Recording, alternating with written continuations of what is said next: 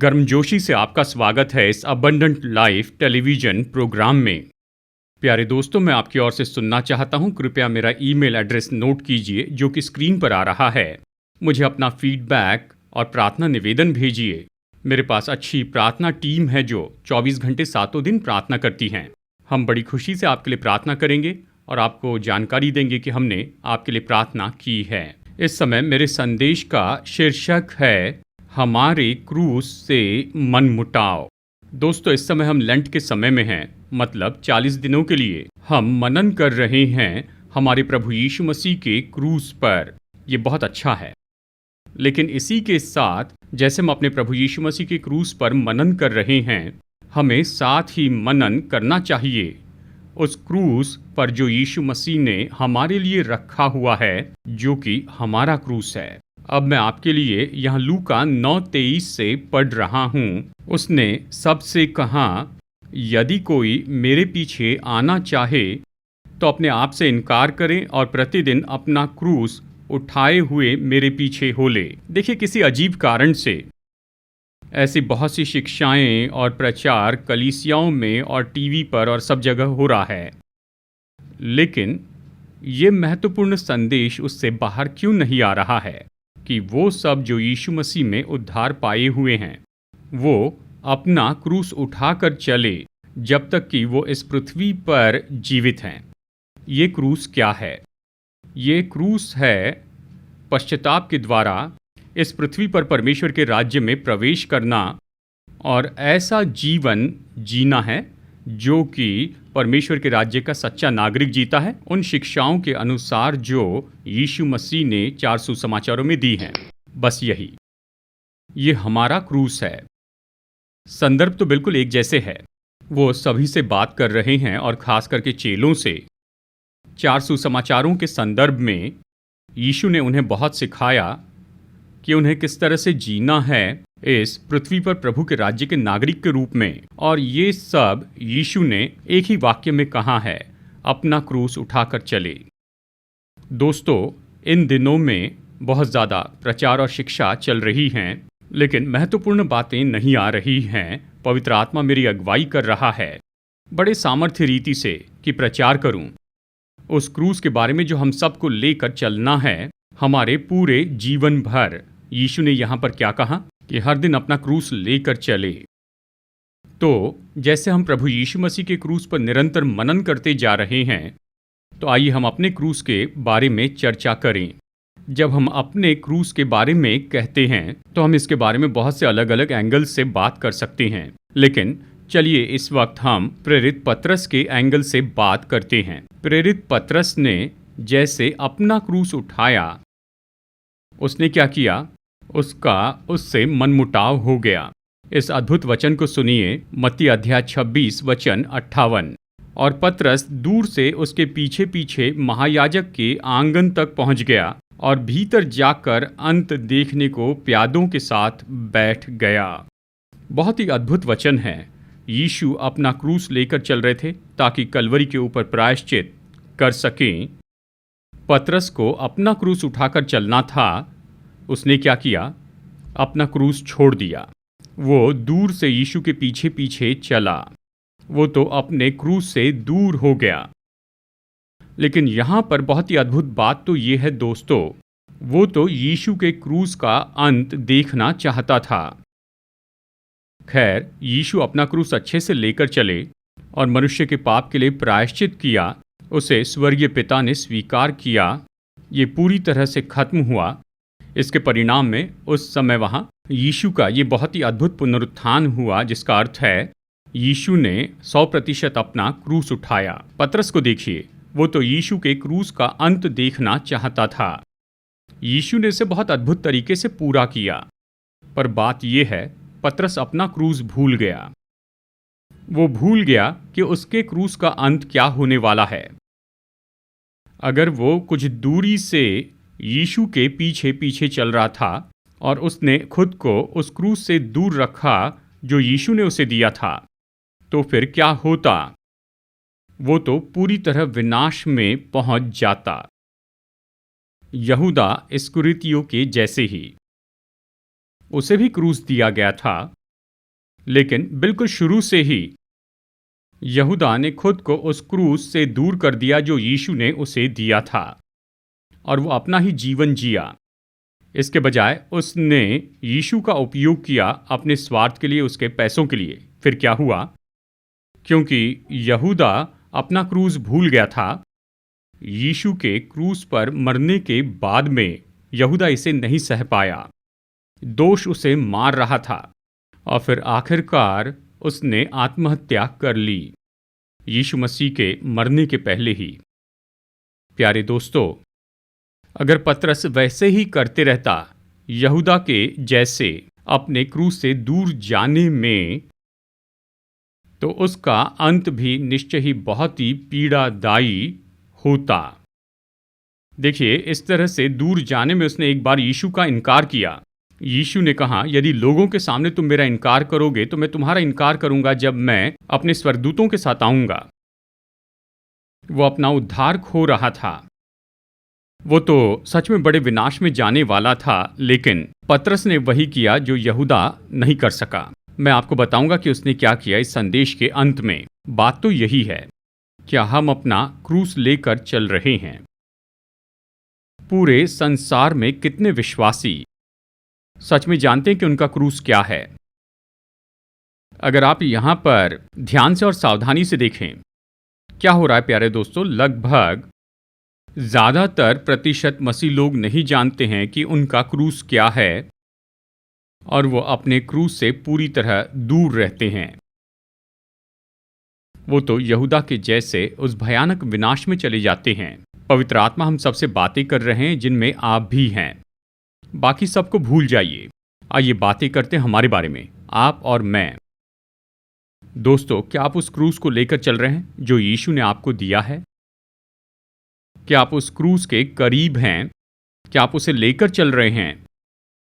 प्रभु राज्य के लिए अपने समर्पण को पूरा कर रहे हैं यीशु के चेले के रूप में, या आपने उसका पूरा इनकार किया है, खुद को उससे दूर किया है और अपने लिए ही जीवन जी रहे हैं?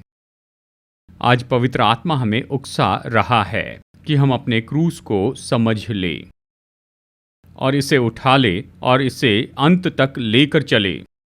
परमेश्वर के वचन के अधिकार पर मैं स्पष्ट कह सकता हूं, जो लोग परमेश्वर के राज्य में अपना क्रूस लेकर चले, किसी तरह अंत तक वो अनंत जीवन में चले गए।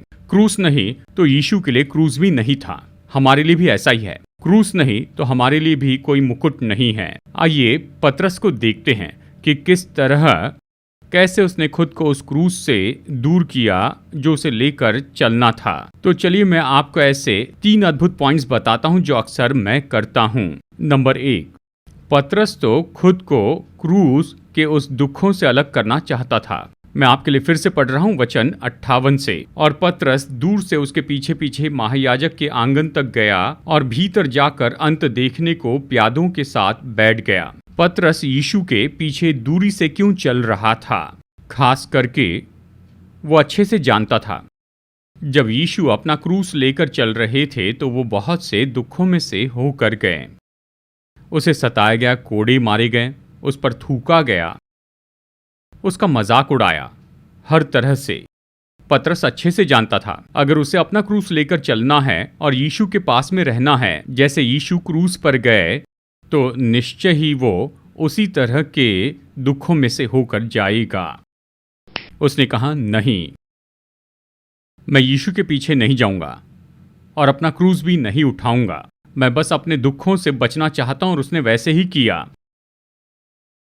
वो तो अपने क्रूस के दुखों से बचकर निकला यीशु के पुनरुत्थान के बाद भी।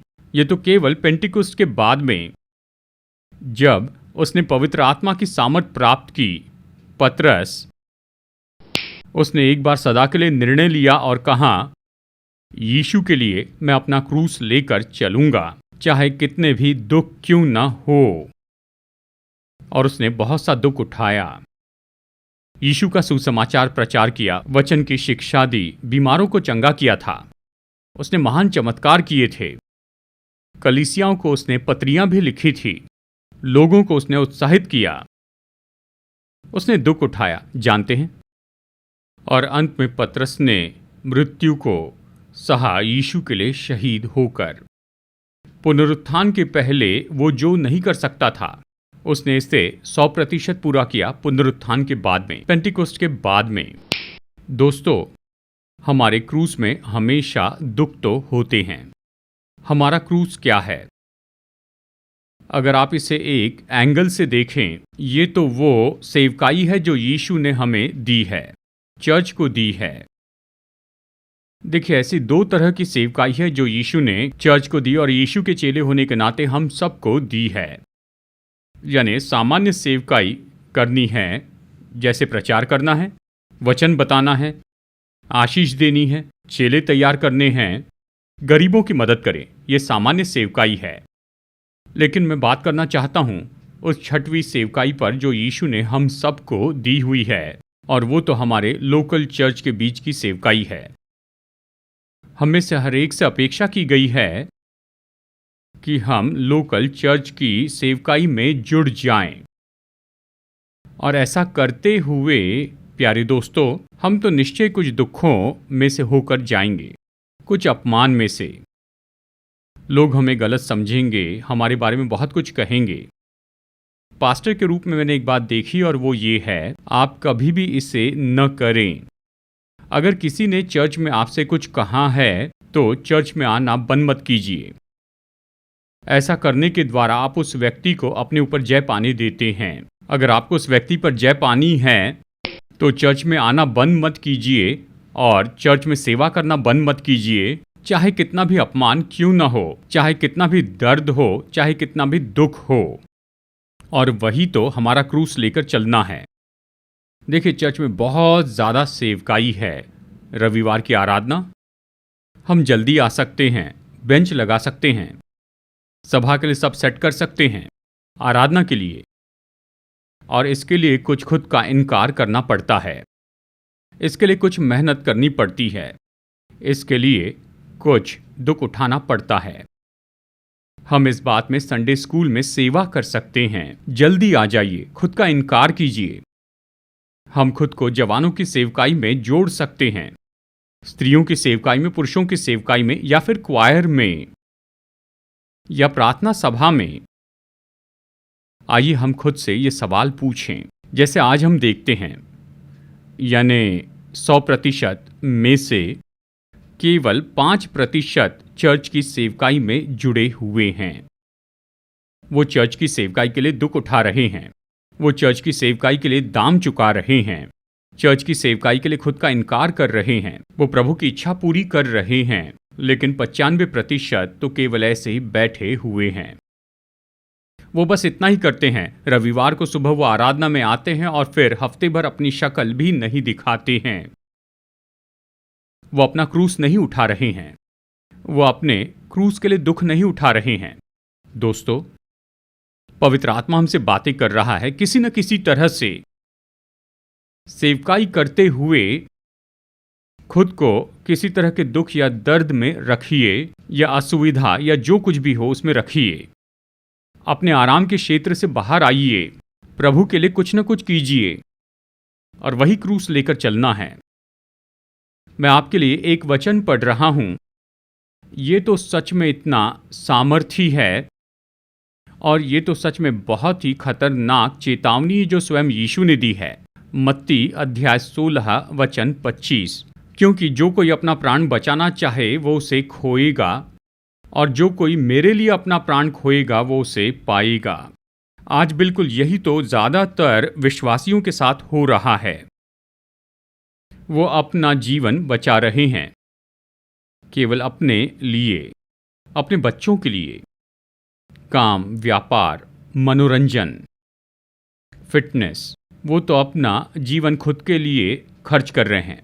यीशु ने कहा, अगर हम ऐसा करेंगे तो इसे खो देंगे, लेकिन अगर तुम मेरे लिए अपना जीवन दोगे सेवकाई में, तो फिर तुम इसे पाओगे। बहुत ही महान है ना? मैंने इसे अपने मसीह जीवन में और सेवकाई में देखा है। दोस्तों, जो लोग सेवकाई में जुड़े होते हैं वो बहुतायत से आशीष पाते हैं, केवल इस संसार में नहीं, लेकिन मैं बहुत ही निश्चित हूँ कि उनका तो स्वर्ग में बहुत ज़्यादा स्वागत होगा, स्वर्ग में स्वयं यीशु के द्वारा। आइए हम अपने क्रूस के दुखों से बचकर न निकलें। हम बात कर रहे हैं कि कैसे प्रेरित पतरस अपनी बिल्कुल शुरुआत में उसने खुद को अपना क्रूस लेकर चलने से रोके रखा। दूसरी बात, पतरस ने खुद को अपने क्रूस के युद्ध से रोके रखा। यही वचन 58 यहाँ कहता है, क्या ज़रूरत थी कि पतरस यीशु के पीछे दूर ही दूर से चला। प्यारे दोस्तों, वो तो केवल भूल गया था अपने क्रूस के युद्ध को, कम से कम पुनरुत्थान के समय तक तो भी। जानते हैं, जो क्रूस यीशु हमें देते हैं उसमें युद्ध जुड़ा होता है। अब यीशु को देखिए, जिस दिन से उसका जन्म हुआ था, जब वो हमारे संसार में आए, तब से क्रूस पर अपनी जान देने के समय तक ये कितना बड़ा युद्ध था। शैतान के साथ युद्ध है, और युद्ध था शास्त्री, फरीसी और यहाँ तक कि यहूदियों से। सरकारी अफसर, यहाँ तक कि उसके अपने चेले, वो कभी अपने युद्ध में नहीं हारे, क्योंकि वो इन सारे युद्धों को बहुत ही अच्छी तरह से लड़े। यीशु अपने क्रूस में विजयी हो गए। दोस्तों, दुर्भाग्यवश आज सच में कितने विश्वासी इस बात को समझते हैं कि जो क्रूस यीशु ने उन्हें दिया उसमें एक युद्ध है। अगर आप कभी नहीं समझे कि क्रूस क्या है, यदि उन्होंने कभी स्वीकार ही नहीं किया कि उनका क्रूस क्या है, तो फिर युद्ध का सवाल ही नहीं उठता। ये वो दुखद घटना है जिसके अंदर आज चर्च जुड़ा है। इतने सारे विश्वासी पूरे संसार में हैं। वो अपने खुद के जीवन के लिए लड़ रहे हैं। परिवार, बच्चे, नौकरी, व्यापार और ये सब, वो गलत नहीं, वो ठीक है। लेकिन इससे बढ़कर यीशु ने हमें बुलाया है कि हम लड़ते चले जाएं, अपने क्रूस को लेकर बिल्कुल आखिर तक। अब यहाँ पतरस को देखिए, ये तो अद्भुत है, ये अद्भुत है। अपने खुद के युद्ध को लड़ने के बजाय उसने छोड़ दिया और वो उन सिपाहियों के साथ बैठ गया जो यीशु को क्रूस पर चढ़ाने वाले थे। दूसरे शब्दों में, उसने अपना युद्ध छोड़ दिया और उन सिपाहियों के युद्ध में जुड़ गया जो यीशु को क्रूस पर चढ़ाने वाले थे। वाह! मत्ती अध्याय 12 वचन 30 में यीशु ने कहा, जो मेरे साथ नहीं वो मेरे विरोध में हैं। पतरस ने अपना युद्ध उल्टा कर दिया था। इसके बजाय कि अपने युद्ध में लड़ते जाएं, वो अपने युद्ध के विरुद्ध में चला गया और यीशु के युद्ध के विरुद्ध में चला गया। ऐसी बड़ी मुश्किल परिस्थिति में पतरस था। उसने एक काम किया और इसके कारण वो बचाया गया, और यही मैं आपको अंत में बताऊंगा। लेकिन दोस्तों, पेंटिकोस्ट के बाद में पवित्र आत्मा के सामर्थ के द्वारा और प्रतिदिन पवित्र आत्मा से भरने के द्वारा पतरस ने अपने क्रूस का युद्ध लड़ा, शहीद के रूप में मरते समय तक। हर एक दिन, एक पल के लिए भी उसने अपने क्रूस के युद्ध को नहीं छोड़ा। वो विजयी हो गया। आइए अपने बारे में बात करते हैं। हमारे क्रूस में युद्ध होता है प्यारे दोस्तों। यह युद्ध किस बारे में है? यह ऐसा युद्ध है जो हमारे उद्धार का विरोध करता है। यह ऐसा युद्ध है जो हमारे आत्मिक जीवन का विरोध करता है। यह ऐसा युद्ध है जो हमारे नैतिक और नियम के जीवन पर प्रभाव डालता है। चलिए मैं आपको बताता हूं ऐसे 3 युद्ध अपने क्रूस को अंत तक ले जाने के लिए। नंबर 1, अपने मृत्यु के समय तक भी विश्वास में बने रहने का युद्ध। ये दिया गया है 1 तीमुथियुस अध्याय 6 वचन 12 में। पौलुस तीमुथियुस से कहता है, विश्वास की अच्छी कुश्ती लड़। इसके बहुत से अर्थ है, लेकिन सबसे पहले यही अर्थ है, कभी भी इस युद्ध में नहीं हारना जो यीशु मसीह के विश्वास में रहने का युद्ध है। कभी इससे दूर नहीं हटना। दोस्तों, गौर से सुनिए, ऐसे बहुत से झूठे प्रचारक आ चुके हैं जो विश्वासियों को यीशु के असली विश्वास से हटा रहे हैं, यीशु में असली उद्धार से भी, और सारी गलत बातें सिखाते जाते हैं। वो सच में विश्वासियों को उनके उद्धार से और उनके विश्वास से दूर ले जा रहे हैं। मैं विनती करता हूँ, विश्वास में बने रहें प्रभु यीशु मसीह के, मतलब ऐसा विश्वास जो सिखाया गया 4 सुसमाचारों में और पूरे नए नियम में, और वही विश्वास है जिसमें हमें होना चाहिए। बस एक ही बात है कि अगर हम उस विश्वास से हट जाए तो हम युद्ध में हार गए हैं।